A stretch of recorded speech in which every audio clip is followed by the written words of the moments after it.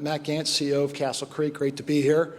And in fact, about 30 years ago, I was just up the road as an infantry officer in the Marine Corps, hitting the beaches for some of our amphibious warfare landing exercises. So under a bit different conditions today, it's great to be here and really excited to share the Castle Creek story.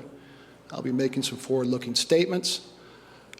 I joined the company about 6 months ago, and really what got me excited was really a combination of a lot of the factors that are on this slide. We're a late-stage cell and gene therapy company. We've got a great team. We've invested a lot in bringing in some fantastic people that cover the right mix of skills and capabilities that we need, including rare diseases, the therapeutic area focus in the derm space initially, which is where our primary area of interest is, and also building and having the gene therapy experience as well to support our long-term ambitions. We're developing and plan to commercialize the disease-modifying therapies, focus really on patients that suffer from rare diseases where there's a dearth of treatment options. And I think you've heard the theme around the importance of manufacturing. Well, we have our own in-house capability out in Exton, PA, about 30 miles outside of Philadelphia, an area we proudly call Silicon Valley. A lot of gene therapy companies there.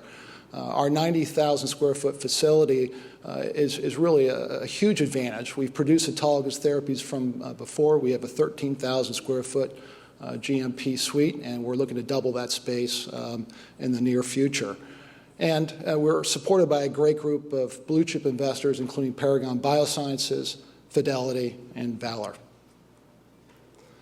So let me talk a little bit about our strategy, and we're thinking really kind of what's the vision in terms of where we want to take Castle Creek. We really want to build a fully integrated gene therapy company, leveraging our R&D, manufacturing, and commercialization capability to bring treatments, novel treatments for treating debilitating disorders.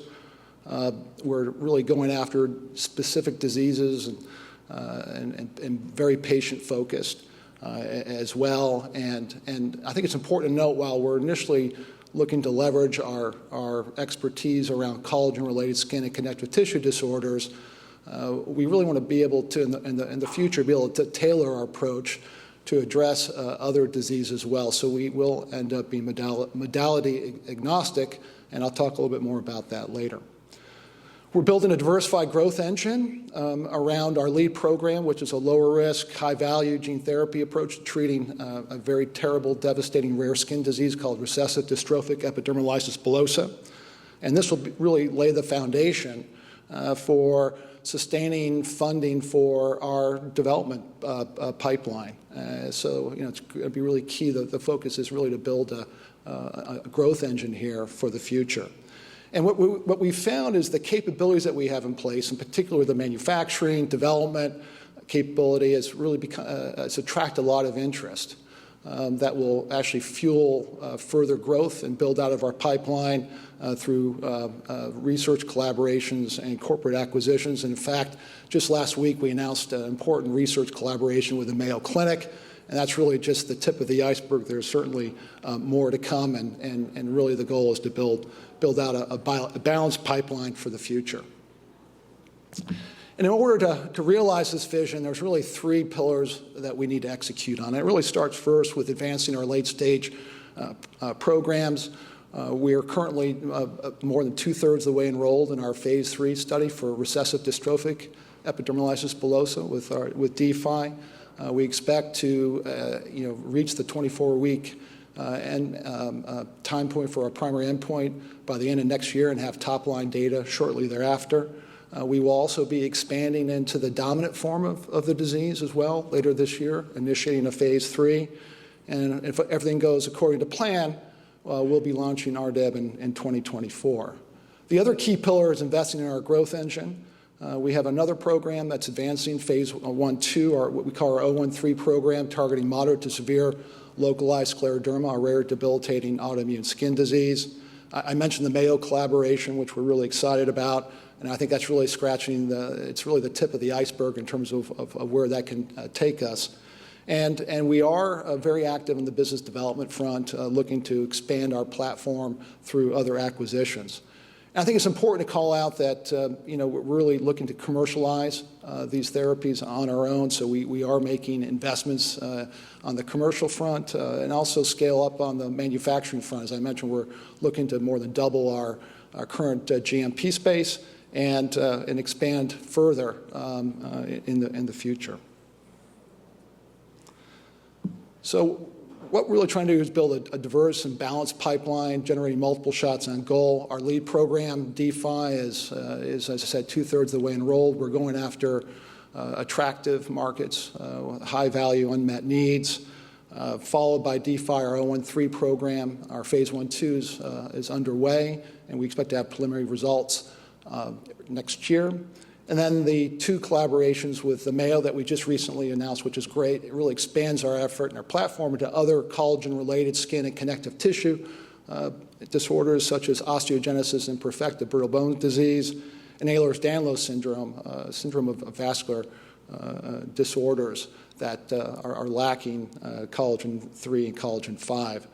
And then just a little teaser here where, as I mentioned, our business development efforts are active, and we're looking to expand and add another leg to the stool in metabolic and liver disorders.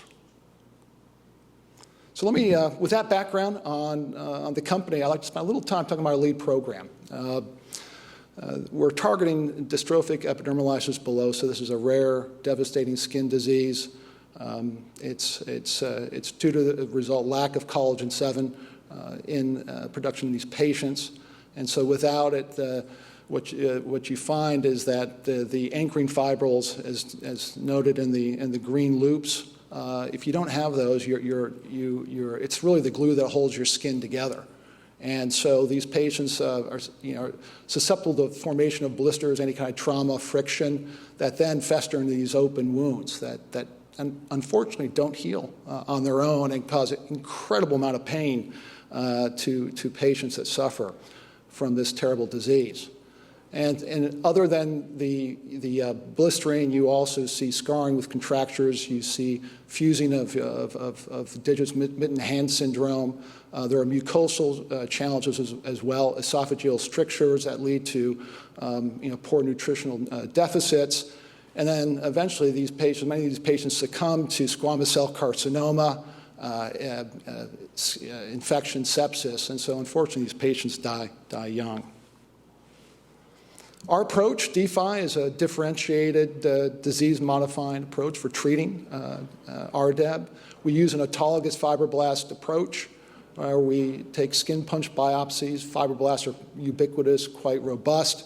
We then use a third-generation lentiviral vector to transfect healthy copies of collagen 7A1, and on that basis, we find that there are really 3 distinct advantages, is that we're, one, able to reduce immunogenicity concerns through the autologous-based approach. These are single biopsies that we can redose over and over again, so once we conduct that, we bank those cells, which is a real advantage for this chronic disease. Given the integrative nature of the lentiviral vector, we see a durable mechanism of action, which allows us to dose every quarter, every 12 weeks, which aligns very well with with the patient's pattern of care. And in my experience is in terms of the current treatment paradigms, if you can fit into that certainly is a distinct advantages. And then finally, we have a precise intradermal delivery. So this is a localized delivery. We dose around the wound, through the wound. It's about a 15-minute procedure, very well tolerated. And what we find is that this approach, using a 30-gauge needle, allows us to dose a variety of different wound types and sizes, which gives us a distinct advantage as these patients present with a variety of different types of wounds and sizes of wounds. What we've been able to do with Defi is really de-risk the program based on the compelling data that we generated from our phase 1/2.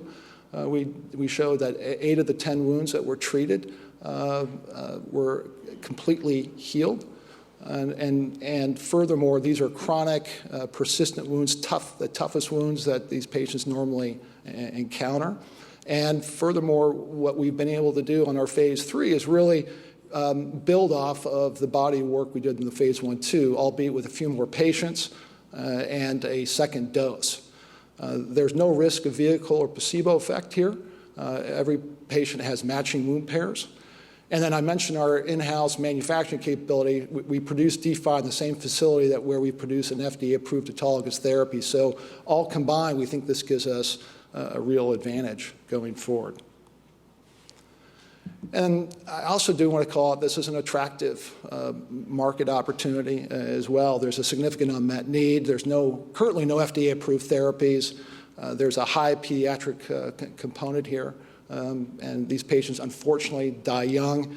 And there's an incredibly high burden, cost of disease, burden to these patients and their families.